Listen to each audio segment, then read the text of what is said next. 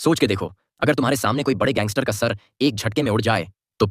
Black don अभी उस औरत पर जबरदस्ती करने ही वाला था कि अचानक औरत की पीठ के पीछे से एक चमकती तलवार निकली और पलक झपकते ही ब्लैक डॉन की गर्दन उड़ा दी। कोने में खड़ा गायक डर के मारे चीख पड़ा और तभी उसके छोटे गुंडे दौड़ते हुए अंदर घुसे।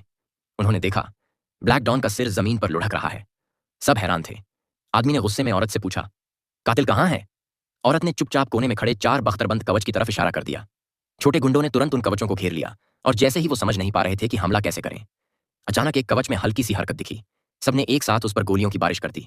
कवच का सिर टूटते ही आदमी ने चिल्लाकर सबको रुकने को कहा, पर यह सब धोखा था।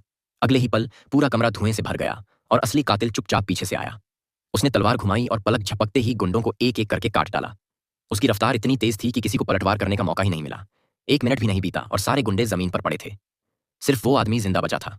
उसने मौका पाते ही बंदूक निकाली और छुपके से गोली चलाई, पर कातिल फुर्तीला था और बच गया। उसने तुरंत पलटवार किया, पर गलती से पीछे खड़े गायक को गोली लग गई।